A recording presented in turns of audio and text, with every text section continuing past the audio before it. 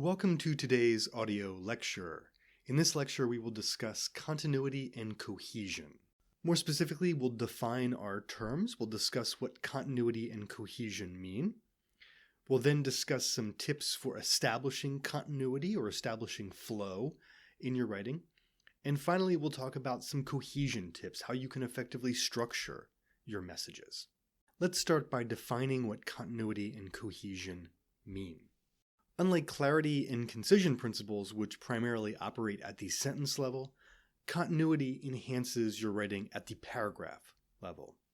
Cohesion, meanwhile, enhances your writing at the paragraph and document level. But enough about where these principles operate. Now let's talk about what they do.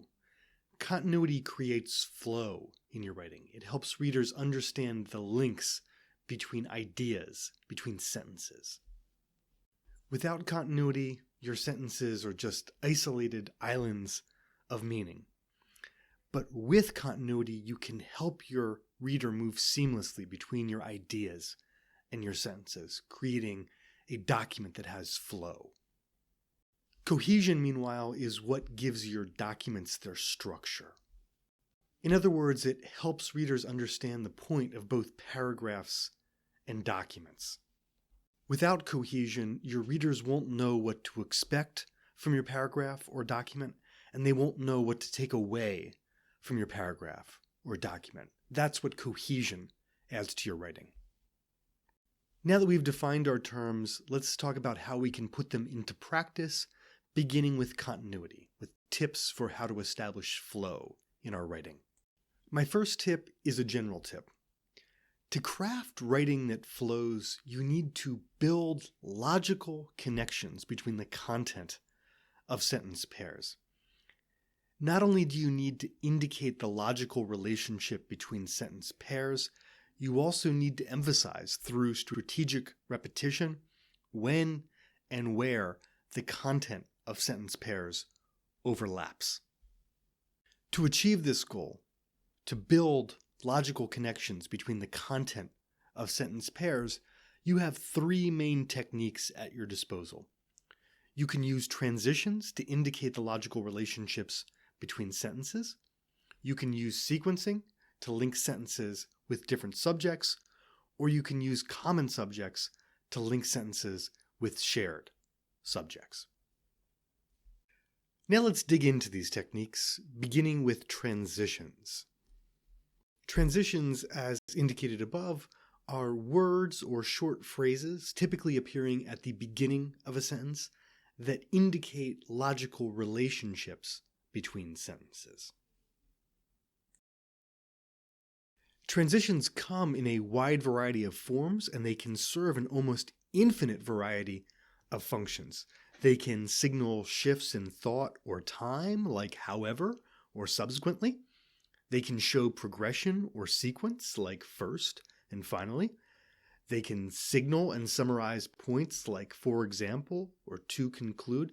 In fact, they can serve virtually any function. And if you're so inclined, you can use transitions to link literally any sentence pair in your writing. They're that useful, they're that versatile.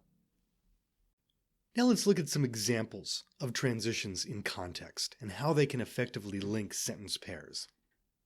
Take a moment and read this paragraph. You'll notice that the individual sentences are clearly written. They use clarity and concision principles effectively, and yet the paragraph feels disjointed. At first, you might not understand why it feels disjointed, but if you read closely, you'll notice that this paragraph does not include any transitions. And because it lacks transitions, we have a difficult time identifying the logical relationships between the sentences in this paragraph. And now let's look at a revised version of this paragraph, one that includes transitions. Doesn't this paragraph flow better now? It flows better because it has those transitions. It has transitions that indicate the logical relationships between the sentence pairs. However, indicates contrast, also indicates addition or continuity. Nevertheless, also indicates contrast. In each case, we're sending our reader subtle indications of what to expect from the new sentence and how it is similar to or different from the one that precedes it. That's what transitions do. Now let's define sequencing. Sequencing is the technique that we use to link sentences with different subjects. Sequencing works by referencing content from one sentence, typically the end of one sentence, in the next sentence, typically the beginning of the next sentence. Think of sequencing like two links in a chain, with the end of one link overlapping with the beginning of the next. That's how sequencing works. To further clarify the concept, let's look at an example of sequencing. Take a look at the paragraph on the left. As with the previous example, the individual sentences in this paragraph are clear, they're well written, they're concise, and yet the paragraph as a whole lacks flow. It feels off. In this case, it feels disjointed. It feels disjointed because each sentence in this paragraph has a different subject, and there's no connective tissue between these sentences to link those separate subjects. So to fix this problem, we need to add connective tissue. We need to reference content from one sentence in the next, ideally content from the end of one sentence in the beginning of the following sentence. And here's how we did it. We referenced the year 2008 from the end of the first sentence in the beginning of the next sentence. You can see that connection in green. And you'll note that we didn't make this connection by simply repeating the year 2008. Instead, we made the connection by referencing the year 2008 using a related term, in this case, that year. We did something similar between the second and third sentences, linking those two sentences using the related terms acquired and that acquisition. And then we linked the third and fourth sentences by using the phrase that same month to harken back to the words months and September 2008 in the previous sentence. You'll also notice, I hope, that in addition to sequencing, we've linked these sentences using transitions. So the phrases for instance, the word after, and the word and are all transitions. For instance indicates that the second sentence is an example of the first. After indicates temporal sequence, and represents continuity or addition. This example therefore provides a strong sense of how you can use these continuity techniques in conjunction to reinforce one another. Now let's round out our discussion of continuity techniques by discussing common subjects. Common subjects, as their name suggests, represent a way of linking sentences that have the same or common subjects. It's that simple. Common subjects work by organizing sentences around the same person, place, or thing. People understand the connections between sentences, quite obviously, when they're about the same person, place, or thing. But while the concept of common subjects is ultimately quite straightforward, I'd still like to provide some quick examples of how to use common subjects in practice. Take a look at the paragraph on the left. Like the previous example, this too feels disjointed. And while we remedied that sense of disjointedness in the previous example by using sequencing, in this case we're going to fix this problem by using common subjects, by organizing all of these sentences around the same person, place, or thing. And here's how we did it. We simply put Madison or Madison-adjacent subjects at the heart of all of these sentences. It really is that easy. But as with our sequencing example, we didn't simply repeat the name Madison over and over again. We didn't make Madison the subject of every sentence. Instead, we replaced Madison with the pronoun she in two of the sentences, and then we used the possessive pronoun her in the final sentence. The subject of that final sentence is actually her company, but by using the possessive pronoun her, we're nevertheless linking it back to Madison and therefore establishing that flow and continuity with the previous sentence. Also, in another similarity with our sequencing example, we've once again paired transitions with another continuity technique, in this case, common subjects, showing that continuity techniques in fact enhance one another, that you can and should use multiple continuity techniques per sentence to enhance the flow of your document. But that's enough about continuity. Now let's move on to cohesion and some tips for effectively structuring messages. Let's begin our discussion of cohesion with a general tip, a tip that will likely harken back to your high school English class or a freshman composition class. And the tip is this, that to craft well-structured writing, you should preview and summarize your main points. And you should do so not only in documents as a whole, but in paragraphs as well. By doing this, by previewing and summarizing the main points of both paragraphs and documents, you'll be taking advantage of the principles of primacy and recency. These are the principles that really drive cohesion and make it possible, that make it function. Primacy and recency may, on first encounter, sound like rather academic terms, but they're actually quite simple concepts. Primacy simply describes readers' tendency to recall the first thing that they encounter in a body of text, be it a paragraph or a document. And recency, on the other hand, simply describes the opposite, readers' tendency to recall the last thing that they encounter in a body of text, be it a paragraph or document. When we use these principles together, when we preview and summarize the main points of paragraphs and documents, we wind up with something called head, body, foot structure in both our documents and paragraphs. Head, body, foot structure consists of three main elements, as the name suggests. First, it consists of a head. A head, whether it be a document head or a paragraph head, is simply a summary of the document or paragraph's purpose.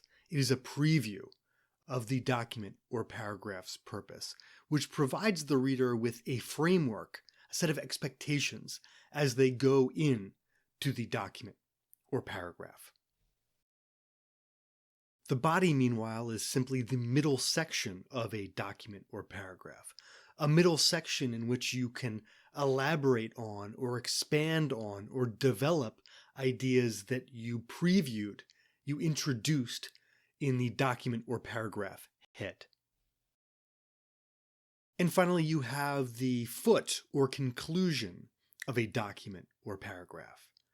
Just as the paragraph head or the document head gives the reader a preview of the paragraph or document's purpose, a framework into which the reader can insert additional information, the foot simply closes the paragraph or document. It summarizes the paragraph or document and reminds the reader what they should take away from the paragraph or document. Okay, so that was a general overview of how cohesion works in documents and paragraphs, but now let's drill down a little bit deeper and take a closer look at document level cohesion. At the document level, we not surprisingly use head, body, foot structure. We use document heads to preview and introduce the purpose of our message, and we use document feet to summarize and indicate the takeaways from our message. But at the document level, we also use another element of cohesion that we haven't talked about yet, and that element is the mapping statement. The mapping statement is a sentence or sentences that preview and summarize not the point of a document, but rather its structure. In other words, a mapping sentence tells you or summarizes the order in which you're likely to encounter key pieces of supporting information throughout the body of a longer document. Using these elements together allows us to tell our reader pretty much everything they need to know about our document at the outset and conclusion. It allows us to not only tell them the main point and the main takeaway from the document, but also the order in which they're likely to encounter our most important pieces of information. Both of these elements, by the way, can vary substantially in length. They will typically be one sentence each, but they can be combined and they can also be much longer. Now let's look at document level cohesion in practice. On your screen, you'll see a sample paragraph that contains a document head and a mapping statement. The paragraph head, or the summary of the document and its purpose, is underlined. And the mapping statement is the sentence that contains the colored text. In this mapping statement, each colored phrase corresponds to a body section or a body paragraph. And the phrases that correspond to these body sections or body paragraphs, they appear in the mapping statement in the same order that they will later appear in the document as a whole. So that's an example of how you can use document heads and opening mapping statements in the introduction or opening of your message to summarize the main point and preview the structure of the document body. But how do you use cohesion at the end of the document? Well, not surprisingly, you use it in similar ways. You use a document foot to indicate the main takeaway from the document, and you use a closing mapping statement to reiterate the main points or reiterate the structure of the document. As with document heads and opening mapping statements, document feet and closing mapping statements will typically consist of one sentence each, but as with their counterparts at the beginning of the message, they can also either be combined or be much longer if the situation requires it. And here's what these elements might look like in practice. In our sample concluding paragraph, we have an underlined document foot, and in the second sentence, the sentence that contains the color-coded text, we have a closing mapping statement, just as we did in our introductory paragraph. Now let's move on to paragraph level cohesion, how we can apply these same principles, but at the paragraph rather than the document level. At the paragraph level, primacy and recency, not surprisingly, take the form of paragraph heads and feet. Paragraph heads, for their part, combine features of document heads and mapping statements. The very best paragraph heads not only summarize a paragraph's purpose, but link it to the document's purpose. And while most paragraph heads will be one sentence long and appear at the very beginning of a paragraph, some will be a bit longer. They may be 2 or 3 sentences if you're dealing with a particularly complex paragraph, and they may arrive later, particularly if you want to use that first sentence to establish continuity with the preceding paragraph. Now let's look at the positive role that paragraph heads can play in providing structure for otherwise diffuse or unfocused paragraphs. Take a look, for instance, at the paragraph on the left. Right now, this just feels like a collection of sentences. They don't really have a unifying purpose or theme. But by adding a paragraph head, as we do in the example on the right, we've taken that diffuse collection of sentences and turned it into a cohesive unit. But that's not all that paragraph heads can do. They can also reinforce the purpose of your document. They can remind your reader of your main point. Consider, for instance, our example from earlier in this audio lecture dealing with educational norms in the US and India. In this further revision of that example, I've crafted paragraph heads for each of the main body paragraphs that not only summarize the purpose of the paragraph itself, but link that paragraph summary back to the overall purpose of the message. As you can see, each of these paragraph heads links back to the overall document head. It not only summarizes the paragraph at hand, but it reminds readers of the overall purpose of the document. For distracted readers, this kind of strategic repetition is indispensable. Finally, I want to end our discussion of paragraph-level cohesion with an exception. While all but the very shortest documents will have both document heads and document feet, many paragraphs will only have heads. In fact, you should reserve feet for long, complex paragraphs only. And with that, we arrive at the end of today's audio lecture. As a reminder, continuity enhances your writing at the paragraph level, unlike clarity and concision that primarily operate at the sentence level. And cohesion operates at both the paragraph and the document level. Continuity, meanwhile, gives your writing flow. It helps readers understand links between sentences. And cohesion gives your messages structure. Cohesion, in other words, helps readers understand the point of both paragraphs and documents. Thanks for listening.